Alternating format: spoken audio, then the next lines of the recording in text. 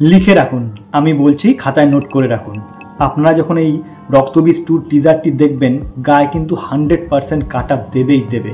এটা কিন্তু আমি 100% কনফার্ম করে বলতে পারি।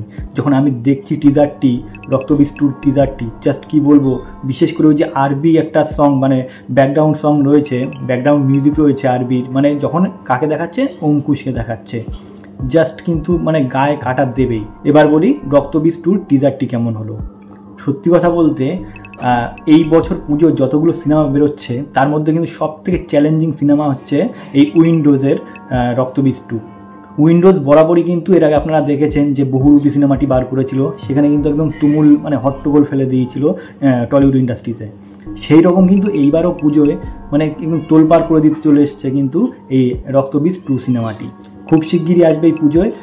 তো সত্যি কথা বলতে টিজারটি হচ্ছে এইরকম। টিজারটি ছোট্ট করে বলে রাখি, আপনারা আগেরবার যখন রক্তবীজ প্রথম পার্টটি দেখেছেন, সেখানে দেখেছেন কিন্তু মনির আলমকে কিন্তু এনকাউন্টার করে মারা হয়েছিল, এবং তারপর থেকে কিন্তু তারা মনে করেছিল, অর্থাৎ প্রশাসন থেকে শুরু করে প্রত্যেকেই, এমনকি প্রেসিডেন্টও মনে করেছিল যে মনির আলম মারা গেছে। এই মনির আলমটা কে? এই মনির আলম হলো জঙ্গি গোষ্ঠীর, অর্থাৎ মাওবাদী বলতে পারেন, বা যে কোনো একটা সন্ত্রাসবাদীদের মধ্যে কিন্তু একজন মাথা বলতে পারেন।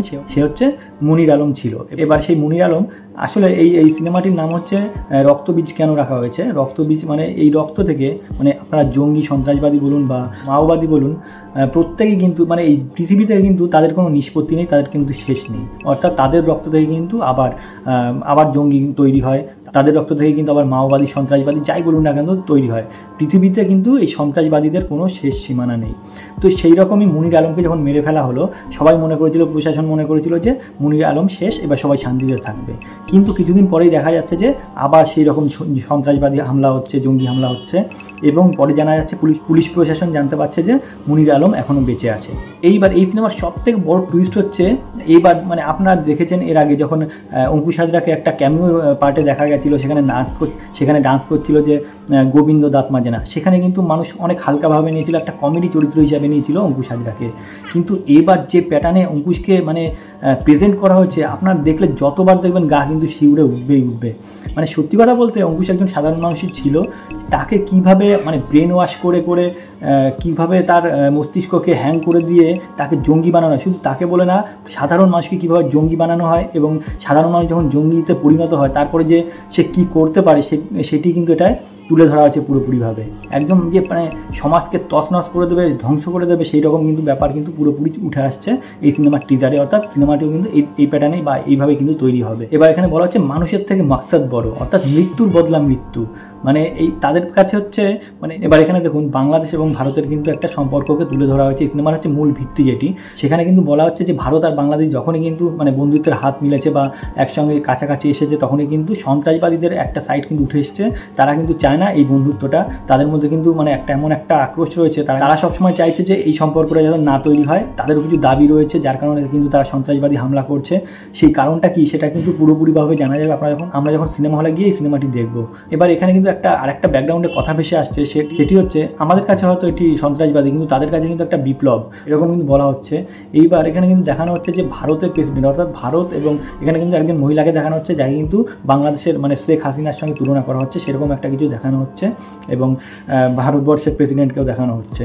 তো সেইখানে দাঁড়িয়ে বোঝা যাচ্ছে যে বাংলাদেশ এবং ভারতের একটা যৌথ উদ্যোগে একটা ভালো সম্পর্ক গড়ে তোলার চেষ্টা হচ্ছে, এবং সেখানে জঙ্গি হামলা হচ্ছে। এবারে জঙ্গিদের মূল উদ্দেশ্য কি, টার্গেট কি, সেটি নিয়ে কিন্তু মূলত হচ্ছে এই সিনেমার গল্প। তো সেটি জানতে হলে অবশ্যই আমাদের সিনেমা পুজো পর্যন্ত অপেক্ষা করতে হবে, তখন কিন্তু জানা যাবে। এবার এই সিনেমায় কে কেমন অভিনয় করতে চলেছে। এবার হচ্ছে এই সিনেমার প্রধান ভূমিকায় রয়েছে হচ্ছে অঙ্কুশকে কিন্তু টার্গেট করেই মানে সমস্ত অ্যাক্ট্রেস সব একদিকে, আর একদিকে হচ্ছে অঙ্কুশ, অর্থাৎ অঙ্কুশকে টার্গেট করেই কিন্তু এই সিনেমার মূল ভিত্তি। তো এর থেকে বোঝাই যাচ্ছে হচ্ছে মূল প্রেক্ষাপটে মানে নেগেটিভ চরিত্রে অভিনয় করছে অঙ্কুশ, এবং তার কিন্তু ভূমিকাটা এই সিনেমার সব থেকে গুরুত্বপূর্ণ হতে চলেছে। তাছাড়াও প্রথম পার্টে দেখেছেন রক্তবীজে প্রধান পার্টে ছিল কিন্তু আবির চট্টোপাধ্যায়, মিমি চক্রবর্তী, অনুসুয়া দেবী থেকে শুরু করে বিশেষ করে ভিক্টর ব্যানার্জির তো একটা বড় ভূমিকা রয়েছে এই সিনেমায়, যেহেতু তিনি হচ্ছে প্রেসিডেন্ট। এর সব কিছু মিলে বড় বড় অভিনেতা অভিনেত্রীরা তো অবশ্যই রয়েছে এবং প্রত্যেকেই কিন্তু যথেষ্ট পরিমাণে জায়গা দেওয়া হয়েছে, তাদের স্কোপ দেওয়া হয়েছে, তারা কিন্তু যথেষ্ট পরিমাণে ভালো অভিনেতা অভিনেত্রী এবং তাদের অভিনয়গুলো কিন্তু একদম সিনেমার পর্দায় দারুণভাবে ফুটে উঠবে, সেটি কিন্তু টিজার দেখে স্পষ্ট। তো যাই হোক, আর বেশি কিছু বলবো না, এই সমস্ত কিছু প্যাকেজ নিয়ে কিন্তু তৈরি হচ্ছে এবার পুজোর সব থেকে বড় ধামাকাদার অ্যাকশন থ্রিলার এবং সব থেকে বড় ব্যাপার হচ্ছে উইন্ডোজের যে কটি সিনেমা আছে তারা কিন্তু মানে যতই কিন্তু এই কী বলবো অ্যাকশনধর্মী সিনেমা দেখাক বা কমার্শিয়াল সিনেমা দেখাক, তাদের কিন্তু একটা টার্গেট থাকে, মানুষকে কিন্তু একটা কিছু শিক্ষামূলক ব্যাপার বা মানুষকে কিন্তু একটা এমন মেসেজ দেবে সেটি কিন্তু বাস্তবের সঙ্গে কিন্তু অনেকটাই রিলেটেড। তো যাই হোক, এরকম একটি সিনেমা আনার জন্য উইন্ডোজকে অবশ্যই ধন্যবাদ। তো এবার পুজোয় কিন্তু যথেষ্ট পরিমাণে কিন্তু একটা শোরগোল ফেলে দেবে এই সিনেমাটি। তো যাই হোক, এরপরে কিন্তু ট্রেলার আসবে, তখন কিন্তু আরও কিছুটা স্পষ্টভাবে জানতে পারবো। তো যাই হোক, সেই অপেক্ষায় রইলাম, আর বেশি কিছু বলবো না, ভিডিওটি এখানে শেষ করলাম।